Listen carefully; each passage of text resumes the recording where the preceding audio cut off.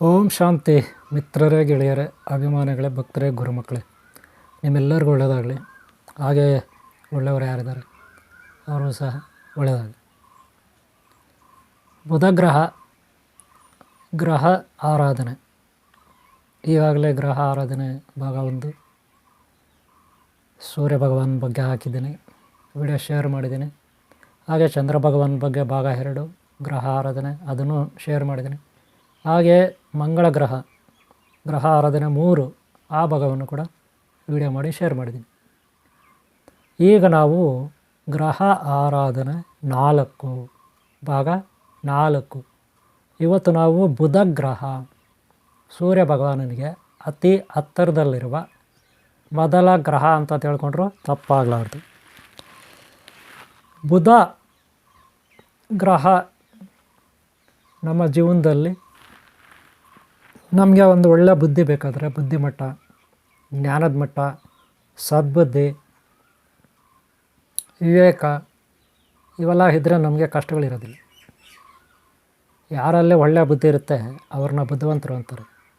ಯಾರಲ್ಲಿ ಕೆಟ್ಟ ಬುದ್ಧಿ ಇರುತ್ತೆ ಅವ್ರನ್ನ ದುರ್ಬುದ್ಧಿ ಉಳ್ಳವರು, ಕೆಟ್ಟವರು ಅಂತಾರೆ. ಇದು ಒಂದು. ಎರಡನೇದು ಸುಖ ಭೋಗ, ಅಂದರೆ ದಾಂಪತ್ಯ ಜೀವನ, ಸಂತಾನ ಅಭಿವೃದ್ಧಿ. ಹೊಸ್ದಾಗಿ ಮದುವೆ ಮಾಡಿಕೊಳ್ಳಿ, ಹಳಬರೇ ಇರಲಿ, ಯಾರೇ ಇರಲಿ, ಜೀವನದಲ್ಲಿ ಸುಖ ಭೋಗ ಅಂದರೆ ನಾವು ಮನುಷ್ಯರಾಗಿ ಹುಟ್ಟಿದ್ದೀವಿ, ಜೀವರಾಶಿಗಳಲ್ಲಿ ಒಬ್ಬರು ಮನುಷ್ಯ ಶರೀರದಲ್ಲಿದ್ದೀವಿ. ಎಷ್ಟೇ ವೇದಾಂತಿ ಆಗಲಿ, ಎಷ್ಟೇ ಸಾಧು ಸಂತ ಆಗಲಿ, ಎಷ್ಟೇ ಸನ್ಯಾಸಿ ಆಗಲಿ, ಗುರುವಾಗಲಿ, ಎಲ್ಲರಿಗೂ ಸುಖ ಭೋಗ ಸಂತಾನ ಅನ್ನೋದು ಬೇಕೇ ಬೇಕು. ಅದಕ್ಕೆ ಬಹಳ ಉತ್ತಮವಾದ ಗ್ರಹ ಅಂದರೆ ಬುಧಶಕ್ತಿ, ಬುಧಗ್ರಹ. ಗಣಪತಿ ವಿದ್ಯಾವಂತ, ಹಾಗೆ ಸಿದ್ಧಿ ಬುದ್ಧಿ, ಹಾಗೆ ಸುಖ ಲಾಭ ದೇವತ ಸಂತೋಷನಾಥ ಗಣಪತಿ ಶಕ್ತಿ. ಹಾಗೆ ಶ್ರೀ ವೆಲ್ಲಿ ಮಾತಾ ದೇವಸೇನೆ ಮತ್ತು ಕುಮಾರಸ್ವಾಮಿ ಶಕ್ತಿ. ಇಷ್ಟೂ ಶಕ್ತಿ ಬುಧವಾರ ಪ್ರಿಯವಾದ ವಾರ. ಈ ವಾರಕ್ಕೆ ಪ್ರಿಯವಾದ ಮರ ಗಿಡ ಉತ್ತರಾಣಿ ಗಿಡ. ಉತ್ತರಾಣಿ ಗಿಡ ನೋಡಿದಿರ, 1-2 ಅಡಿ 3 ಅಡಿ ಉದ್ದಗೆ ಹೂವು ಬಿಟ್ಟಿರುತ್ತದೆ. ಅದರಲ್ಲಿ ಆ ಸಣ್ಣ ಕಾಯಿಗಳಿರುತ್ತೆ. ನಾವೇನಾದರೂ ಪಕ್ಕದಲ್ಲಿ ಓಡಾಡಿದ್ರೆ ನಮ್ಮ ಪ್ಯಾಂಟು, ಪಂಚೆ, ಸೀರೆ ಇದಕ್ಕೆಲ್ಲ ಆ ಹೂಗಳಲ್ಲಿ ಮುಳ್ಳುಗಳಿರುತ್ತೆ, ಅದೆಲ್ಲ ಹಿಡ್ಕೊಬಿಡುತ್ತೆ. ನಮ್ಗೆ ಹಿಡ್ಕೊಬಿಡ್ತಾವೆ ಪಕ್ಕದಲ್ಲಿ ಹೋದ್ರೆ ಅವು ಹಿಡ್ಕೊಬಿಡ್ತವೆ. ಯಾಕೆ ಹಿಡ್ಕೊಳ್ತವೆ? ಯಾವುದೇ ಪ್ರಾಣಿವಾಗಲಿ ಅವು ಹಿಡ್ಕೊಳ್ತವೆ. ಯಾಕೆ? ಅವು ನಮಗೇನು, ನಾವೇನು ಅವುಗೆ ಶತ್ರುನ? ಇಲ್ಲ ನಮ್ಮ ಮೇಲೆ ದಾಳಿ ಮಾಡ್ತವೆ? ನೋ, ಖಂಡಿತ ಅಲ್ಲ. ಅವು ನಮಗೆ ಹೇಗೆ ಹಿಡ್ಕೊತವೆ ಅಂದರೆ, ಹಾಗೆ ಪ್ರಾಣಿಗಳು ಹೋಗಲಿ ಯಾಕೆ ಹಿಡ್ಕೊಳ್ತವೆ ಅಂದರೆ, ಅವು ತಮ್ಮ ಸಂತಾನವನ್ನು ಅಲ್ಲೇ ಮಾಡಿಕೊಳ್ಳದೆ ಒಂದು ಕಡೆಯಿಂದ ಇನ್ನೊಂದು ಕಡೆಗೆ ಸಂತಾನವನ್ನು ಅಭಿವೃದ್ಧಿ ಮಾಡಲಿಕ್ಕೆ, ಅರ್ಥಾತ್ ದೇಶವನ್ನು ವಿಸ್ತಾರ ಮಾಡಲಿಕ್ಕೆ, ಲೋಕವನ್ನು ವಿಸ್ತಾರ ಮಾಡಲಿಕ್ಕೆ, ಅರ್ಥಾತ್ ಇನ್ನೊಬ್ಬರನ್ನ ತಮ್ಮ ಯಾರೇ ಹೊಸಬರು ಬಂದರೂ ಅವ್ರಿಗೆ ಅಂಟ್ಕೊಳ್ತಕ್ಕಂಥದ್ದು, ಮಿತ್ರತ್ವ ಬಂಧುತ್ವ ಮಾಡ್ಕೊಳ್ತಕ್ಕಂಥದ್ದು. ಈ ಒಂದು ಅಂಟ್ಕೊಳ್ಳೋ ವಿಷಯದಲ್ಲಿ ಸೂಚಕ. ಅಷ್ಟು ಚೆಂದಾಗಿ ಉತ್ತರಾಣಿ ಗಿಡ ಅಂಟ್ಕೊಳ್ಳುತ್ತೆ. ಇದು 1ನೇ ಗುಣ. 2ನೇ ಗುಣ ಅದರ ಬೇರು, ಅದರ ಕಾಂಡ, ಅದರ ಎಲೆಗಳು, ರೆಂಬೆಗಳು, ಕೊಂಬೆಗಳು ಎಲ್ಲವೂ ಔಷಧಿ ಗುಣ. ನನ್ನ ಬಾಲ್ಯದಲ್ಲಿ 2ನೇ ತರಗತಿ 1ನೇ ತರಗತಿ ಇರುವಾಗ ರಾಮಯ್ಯ ಅಂತ ಒಬ್ಬ ಮಾಸ್ಟ್ರು ಭಾಳ ಕುಳ್ಳಿಗೆ ಇದ್ದರು. ನಮ್ಮ ಹಳ್ಳಿ ಪಕ್ಕದ ಊರಿಂದ ಬರ್ತಿದ್ರು ಅವರು. ನಮ್ಮ ಹಳ್ಳಿ ಪಕ್ಕದಲ್ಲಿ ಮಟ್ನಹಳ್ಳಿ ಅಂತಿದೆ, ಅಲ್ಲಿಂದ ಬರೋರು. ಅವರು ನಮಗೆ ಒಂದು 3-4 ಜನ ಹುಡುಗರಿಗೆ ಹೇಳ್ತಿದ್ರು, ಹೋಗ್ಬಿಟ್ಟು ನೀವು ಉತ್ತರಾಣಿ ಗಿಡ ಬೇರು ತಗೊಂಡು ಬನ್ನಿ ಅಂತ. ನಾವು ಹೋಗೋದು ಅಲ್ಲಿ ಇಲ್ಲಿ ಹುಡುಕಾಡೋದು, ಬರೀ ಕಲ್ಲಲ್ಲೇ ಹಳ್ಳ ತೋಡೋದು. ಉತ್ತರಾಣಿ ಗಿಡ ಬೇರೆ ಇರುತ್ತಲ್ಲ, ಅಲ್ಲಿ ಕಲ್ಲಲ್ಲೇ ತೋಡೋದು, ಗಿಡ ಎತ್ಕೊಂಡೋಗಿ ಅವರಿಗೆ ಕೊಡೋದು ಬೇರುಗಳು ಸಮೇತ. ಅವರು ಏತಕ್ಕೆ ತಗೊಳ್ತಾರೆ, ಏನು ಮಾಡ್ತಾರೆ ನಮ್ಗೆ ಐಡಿಯಾ ಇರಲಿಲ್ಲ. ಆಮೇಲೆ ನಿಧಾನಕ್ಕೆ ಅವ್ರು ಹೇಳೋರು, ಏನೇನೋ ಗಿಡಗಳು ಬೇಕಲ್ಲ ಅದೆಲ್ಲ ತರಿಸ್ಕೊಂಡು ಔಷಧಿ ತಯಾರು ಮಾಡ್ತೀನಿ ಅಂತ ಹೇಳೋರು. ನಮಗೇನು ಅಷ್ಟು ಅರ್ಥ ಆಗ್ತಾಯಿಲ್ಲ, ಆದರೂ ನನಗೆ ತುಂಬ ಇಂಟ್ರೆಸ್ಟು. ಆಗಿಂದನೇ ನಾನು ಶುರು ಮಾಡಿದೆ. ಬೇರೆ ಏನೇನೋ ಗಿಡಗಳು, ಏನೇನೋ ಬಳ್ಳಿಗಳು, ಅವುಗಳೆಲ್ಲ ಒಂದು ಪುಸ್ತಕ ರೆಡಿ ಮಾಡಿಕೊಂಡೆ. ಒಂದು ಪುಸ್ತಕ, ನಮ್ಮ ಮಾವದ ಅಂಗಡಿ ಇತ್ತು, ಅಲ್ಲಿ ವೇಸ್ಟ್ ಪೇಪರೆಲ್ಲ ಸಿಗುತ್ತೆ. ವೇಸ್ಟ್ ನೋಟ್ಬುಕ್ಸು ಉಳ್ದಿರೋದು 1-2 ಪೇಜ್ 3 ಪೇಜ್ ಉಳ್ದಿರುತ್ತಲ್ಲ ಖಾಲಿದು ನೋಟ್ಬುಕ್ಗಳಲ್ಲಿ, ರೂಲ್ಡ್ ವೈಟ್, ಅದೆಲ್ಲ ಹರ್ಕೊಂಡು ನಾನೇ ಎಲ್ಲ ಕಟ್ ಮಾಡಿ ಕತ್ರೆಯಲ್ಲಿ ಸೂಜಿಗೆ ದಾರ ಹಾಕಿ ಒಂದು ಸಣ್ಣ ಪುಸ್ತಕ ಮಾಡಿಕೊಂಡೆ.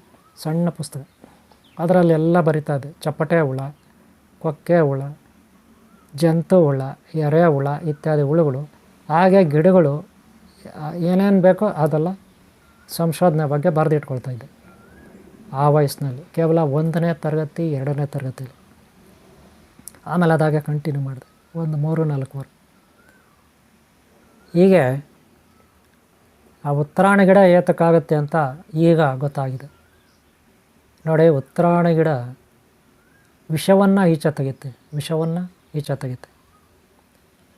ಹಾಗೆ ನಮ್ಮ ಬ್ರೈನ್ ಇದೆಯಲ್ಲ, ಅದಕ್ಕೆ ಬೇಕೇ ಬೇಕು. ಉತ್ತರಾಣಿ ಗಿಡದಲ್ಲಿ ಪಾದರಸದ ಗುಣಗಳಿರ್ತದೆ ಹೆಚ್ಚಾಗಿ. ಅದೇ ತುಳಸಿ ಗಿಡದಲ್ಲೂ ಇರುತ್ತೆ. ಆದರೆ ತುಳಸಿ ಗಿಡದಲ್ಲಿ ಯಥೇಚ್ಛವಾಗಿ ಪಾದರಸ ಇರುತ್ತೆ. ತುಳಸಿ ಎಲೆಗಳನ್ನು ನಾವು ಬಾಯಲ್ಲಿ ಹಾಕಿ ಅಗಿಯೋಂಗಿಲ್ಲ. ಹಾಗಾದರೆ ಅದರಲ್ಲಿರೋ ಪಾದರಸದ ಅಂಶ ಹಲ್ಲುಗಳಿಗೆ ಇದಾದರೆ ಹಲ್ಲುಗಳು ಹಾಳಾಗೋಗುತ್ತೆ. ಅದಕ್ಕೆ ಅಗಿಬಾರ್ದು ತುಳಸಿ ಎಲೆನ, ಏನಿದ್ರೆ ನುಂಗಬೇಕಷ್ಟೆ. ಆದರೆ ಉತ್ತರಾಣಿ ಗಿಡ ಹಾಗಲ್ಲ, ನೀವು ಅಗದ್ರೂ ಏನೂ ತೊಂದರೆ ಇಲ್ಲ. ಅದರ ಬೇರುಗಳು ಟೀ ಕಾಫಿನಲ್ಲಿ ಹಾಕ್ಕೊಂಡು ಕುಡಿದ್ರೂ ಏನೂ ತೊಂದರೆ ಇಲ್ಲ. ಕುದಿಸಿ ಕಷಾಯ ಮಾಡಿಕೊಂಡು ಅದರ ಬೇರುಗಳು ಎಲೆ ಕಾಂಡ ಕುಡಿದ್ರೂ ಏನೂ ತಪ್ಪಿಲ್ಲ, ಅಷ್ಟು ಪವರ್ಫುಲ್ಲು. ಯಾರಿಗಾದರೂ ಚೇಳು ಕಡಿದ್ರೆ, ಸರ್ಪ ಕಡಿದ್ರೆ ಇತ್ಯಾದಿಗಳಿಗೆ ಅದು ಭಾಳ ಮುಖ್ಯ. ಅದಕ್ಕೆ ಪಾದರಸದ ಗುಣನೂ ಇರುತ್ತೆ. ಬುಧ ಅಂದರೆ ಅಷ್ಟು ಸ್ಪೀಡು, ಹೆಚ್ಚಿನ ಹೀಟ್ ಅಂದರೆ ಉಷ್ಣಾಂಶವನ್ನು ವೃದ್ಧಿ ಮಾಡುತ್ತೆ ಉತ್ತರಾಣಿ ಗಿಡ. ಅದರಿಂದ ಯಾರಿಗಾದರೂ ಸರ್ಪ ಕಡಿದ್ರೆ, ಚೇಳು ಕಡಿದ್ರೆ ಅವ್ರು ತುಂಬ ಕೋಲ್ಡ್ ಆಗಿಬಿಡ್ತಾರೆ, ಕೋಲ್ಡ್ ಆಗಿಬಿಡ್ತದೆ ಶರೀರ. ಅವಾಗ ಹೀಟ್ ಬೇಕಲ್ಲ, ಹೀಟ್ ಮಾಡೋಂಥದ್ದು ಯಾವುದೇ ಪದಾರ್ಥಗಳಿದ್ರೂ ಔಷಧಿ ಆಗುತ್ತೆ. ಚೇಳು ಕಡಿದ್ರೆ, ಸರ್ಪ ಕಡಿದ್ರೆ ನೆನ್ಪಿಟ್ಕೊಳ್ಳಿ, ಯಾವುದೇ ಗಿಡ ಆಗಲಿ. ಅದರ ಹೀಟ್ ಆಗಬೇಕು, ವಿಷವನ್ನು ತೆಗಿಬೇಕು ಸ್ವಲ್ಪ, ಆ ಥರ. ಅದರ ಜೊತೆಗೆ ಬೀಜಾಕ್ಷರ ಮಂತ್ರಗಳು ಸಿದ್ಧಿ ಮಾಡಿಕೊಂಡು ಹಾಕಿದ್ರೆ ಚೇಳು ಸರ್ಪಕ್ಕೆ ಒಳ್ಳೆಯದು. ಆ ಉತ್ತರಾಣಿ ಗಿಡ ಅದು ಕೊಟ್ಟರೆ ಒಳ್ಳೆಯದು, ಓಕೆನಾ. ಈ ರೀತಿ ಬುಧಗ್ರಹ ಉತ್ತರಾಣಿ ಗಿಡನ ಪೂಜೆ ಮಾಡಿ ಬುಧವಾರ ಬೆಳಗ್ಗೆ ಸಂಜೆ ಪೂಜೆ ಮಾಡಬೇಕು. ಬುಧಗ್ರಹದು 21 ದಿನ ಮಾಡಬೇಕು, 21 ಡೇಸ್ ಪೂಜೆ ಮಾಡಿ ಆ ಬೇರನ್ನು ಅಗದು ತಂದು ಮನೆಯಲ್ಲಿ ಅರಿಶಿಣದ ನೀರಲ್ಲಿ ತೊಳೆದು ಆಮೇಲೆ ಬಟ್ಟೆನ ಆರಿಸಿ ಒಣಗಿಸಿ ಸ್ವಲ್ಪ ಬಟ್ಟೆನಲ್ಲಿ ಸುತ್ತಿ ಇಟ್ಕೋಬೇಕು. ಸಾಧ್ಯವಾದರೆ ಈ ತಾಯ್ತ ಎಲ್ಲ ಬರುತ್ತೆ, ಅದರೊಳಗೆ ಆ ಬೇರುಗಳು ಹಾಕಿ, ಹಾಗೆ ಬೀಜಾಕ್ಷರ ಮಂತ್ರದ ಚೀಟಿ ಹಾಕಿ ಮುಚ್ಚಳ ಹಾಕಿ ಅದನ್ನು ಕಷ್ಟ ಅಂತ ಬಂದವರಿಗೆ ಅದನ್ನು ತಾಯ್ತನ ಕೊಡಬೇಕು. ಇದು ಪದ್ಧತಿ. ಬುಧಗ್ರಹ ಹೆಚ್ಚಿನ ಪಾದರಸದ ಅಂಶದಿಂದ ಕೂಡಿದೆ.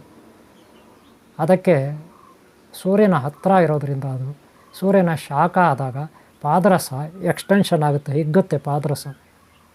ಯಥೇಚ್ಛವಾದ ಪಾದರಸ ಇದೆ ಅದರಲ್ಲಿ, ಅದಕ್ಕೆ ಅದು ಸ್ಪೀಡಾಗಿ ಸುತ್ತುತ್ತೆ, ಭಾಳ ಹೆಚ್ಚಾಗಿ. ಕೇವಲ 74 ದಿನಕ್ಕೆ 1 ವರ್ಷ, ಎಷ್ಟು 74 ಡೇಸ್ಗೆ 1 ವರ್ಷ ಆಗೋಗುತ್ತೆ ಅಲ್ಲಿ. ಅಂದರೆ 2.5 ತಿಂಗಳಿಗೆ 1 ವರ್ಷ ಆಗೋಗುತ್ತೆ. ಅದೇ ನಮ್ಮದು 12 ತಿಂಗಳಾಗಬೇಕು. ಬುಧಗ್ರಹ ಹಂಗಲ್ಲ, ಕೇವಲ 2.5 ತಿಂಗಳು 1 ವರ್ಷ ಆಗೋಗುತ್ತೆ. 1 ರೌಂಡ್ ಹೊಡ್ಬಿಡ್ತಾನೆ ಸೂರ್ಯ ಭಗವಾನ್ ಬುಧಗ್ರಹ. ಅಷ್ಟೊಂದು ಮಹತ್ವಪೂರ್ಣ. ಅಲ್ಲಿಗೆ ಬುಧದ ದೇವರು ಕೇವಲ ಬುಧ ದೇವರು ಅಷ್ಟೇ ಇಲ್ಲ, ನವಗ್ರಹ ದೇವತೆಗಳಲ್ಲಿ ಬುಧ ದೇವರು ಅಷ್ಟೇ ಇಲ್ಲ, ಗಣಪತಿ, ಸುಬ್ರಹ್ಮಣ್ಯ ಶಕ್ತಿ ಇವೆಲ್ಲವೂ ಬುಧ ದೇವರಿಗೆ ಸಹಕಾರಿಯಾಗುತ್ತೆ. ಎಲ್ಲ ಒಂದೇ ಕುಟುಂಬ ಅವ್ರದ್ದು, ಗೊತ್ತಾಯ್ತಲ್ಲ. ಹೀಗೆ ಬುಧಗ್ರಹದಿಂದ ನಮಗೇನೆಲ್ಲ ಉಪಯೋಗ ಆಗುತ್ತಂದರೆ ವಿದ್ಯೆ, ಬುದ್ಧಿ, ವೃದ್ಧಿ, ಅಭಿವೃದ್ಧಿ, ಸಂತಾನ, ಆರೋಗ್ಯ ಇವೆಲ್ಲವೂ ಬುಧಗ್ರಹದಿಂದ ನಮಗೆ ಸಿಗುತ್ತೆ. ಆದ್ದರಿಂದ ನಾವು ಬುಧಗ್ರಹದ ಗಿಡ ಯಾವುದು? ಉತ್ತರಾಣಿ ಗಿಡ. ಇದನ್ನು ಅರ್ಥ ಮಾಡಿಕೊಂಡು ಪೂಜಿಸಬೇಕು 21 ಡೇಸ್. ಆದರೆ ಬುಧನಿಗೆ ಪ್ರಿಯವಾದದ್ದು ಸಿಹಿ ಪದಾರ್ಥಗಳು, ಆದಷ್ಟು ಕಡುಬು ಮಾಡಿದ್ರೆ ಒಳ್ಳೆಯದು. ಖರ್ಜೂರ, ಕಡುಬು ಇತ್ಯಾದಿ. ಪ್ರತಿ ಬುಧವಾರ ಅಂದರೆ 7×3 21 ಡೇಸು 3 ಬುಧವಾರ ಬರ್ಬೋದು ಅಥವಾ 4 ಬುಧವಾರ ಬರ್ಬೋದು. ಪ್ರತಿ ಬುಧವಾರ ಕಡುಬು ಅಥವಾ ಸ್ವೀಟ್ ಮಾಡಿ ನೈವೇದ್ಯ ಇಡಬೇಕು ಅವತ್ತು ಮನೆಯಲ್ಲಿ. ಇನ್ನು ಉಳಿದಂಥ ದಿನಗಳಲ್ಲಿ ಪ್ರತಿದಿನ ಸಂಜೆ ದೀಪ ಹಚ್ಚಬೇಕು. ಪ್ರತಿದಿನ ಅಲ್ಲಿ ಹೋಗಿ 1 ಟೈಮ್ ಉತ್ತರಾಣಿ ಗಿಡಕ್ಕೆ ಪೂಜೆ ಮಾಡಿ 21 ಡೇಸ್ ಆದಮೇಲೆ ಆ ಗಿಡ ಕಿತ್ಕೊಬರ್ಬೇಕು. 21 ಡೇಸ್ ಆದಮೇಲೆ ಗಿಡ ಬೇರು ಸಮೇತ ತೊಗೊಂಡು ಬರಬೇಕು. ಆ ಬೇರನ್ನ ನಾವು ಕಟ್ ಮಾಡಿ ಅರಿಶಿಣದ ನೀರಲ್ಲಿ ಅದ್ದಿ ಒಣಗಿಸಿ ಇಟ್ಕೋಬೇಕು. ಗೊತ್ತಾಯ್ತಲ್ಲ, ಎಷ್ಟು ಪದ್ಧತಿ. ಓಕೆನಾ. ಇನ್ನು ಬುಧ ದೇವನನ್ನು ಆರಾಧಿಸ್ಲಿಕ್ಕೆ, ಪಠಿಸ್ಲಿಕ್ಕೆ, ಜಪ ತಪ ಮಾಡಲಿಕ್ಕೆ ಮಂತ್ರೋಪದೇಶ ಬೇಕಲ್ಲ. ಗುರುಗಳ ಹತ್ರ ದಕ್ಷಿಣೆ ಹಾಕಿ ಗುರುಗಳ ಹತ್ರ ಆ ಬೀಜಾಕ್ಷರ ಮಂತ್ರನ ನೀವು ತೊಗೋಬೇಕು. ಇಲ್ಲ ಗಣಪತಿ ಮಂತ್ರ, ಇಲ್ಲ ಬುಧದೇವನ ಮಂತ್ರ, ಇಲ್ಲ ಕುಮಾರಸ್ವಾಮಿ ಮಂತ್ರನ ನೀವು ಪಠನೆ ಮಾಡಿದ್ರೂ ನಡೀತದೆ. ಇಲ್ಲ ಗುರುಗಳ ಹತ್ರ ತಗೊಂಡ್ರೂ ನಡೀತದೆ. ಆದಷ್ಟು ಗುರುಗಳ ಹತ್ರ ತಗೊಳ್ಳೋದು ಒಳ್ಳೆಯದು. ಓಕೆನಾ. ಇಷ್ಟು ಬುಧದೇವನಿಗೆ ಸಂಬಂಧಪಟ್ಟಿದ್ದು. ಓಕೆನಾ. ಇಲ್ಲಿಗೆ ನಾನು ಈ ವಿಡಿಯೋ ಮುಗಿಸ್ತಾ ಇದ್ದೀನಿ. ಹಿಂದಿನ ಭಾಗಗಳು ನೀವು ನೋಡಿಲ್ಲ ಅಂದರೆ ನೋಡಿ. ಸೂರ್ಯ ಭಗವಾನ್ ನೋಡಿ, ಚಂದ್ರ ಭಗವಾನ್ ನೋಡಿ, ಮಂಗಳದೇವನ್ ನೋಡಿ. ಇದು ಬುಧದೇವಂದು. ನೆಕ್ಸ್ಟ್ ಗುರು, ಶುಕ್ರ, ಶನಿ, ರಾಹು, ಕೇತು ನೋಡೋಣ. ಓಕೆನಾ. ಓಕೆ, ನಮ್ಗೆ ಒಳ್ಳೆಯದಾಗಲಿ. ಈ ವಿಡಿಯೋ ಅಲ್ಲಿ ಮುಗಿಸ್ತಾ ಇದ್ದೀನಿ. ನಿಮ್ಗೆ ಇಷ್ಟ ಆದ್ರೆ ಒಂದು ಲೈಕ್ ಮಾಡಿ. ನಿಮ್ಮ ಪ್ರೋತ್ಸಾಹನೇ ನನಗೆ ಸ್ಫೂರ್ತಿ, ಶಕ್ತಿ. ಒಂದು ಲೈಕ್ ಮಾಡೋದು ಮರಿಬೇಡಿ. ಸಬ್ಸ್ಕ್ರೈಬ್ ಆಗಿಲ್ಲ ಅಂದರೆ ಹಾಕಿ. ಓಕೆ, ನಿಮ್ಮೆಲ್ಲರೂ ಒಳ್ಳೆಯದಾಗಲಿ.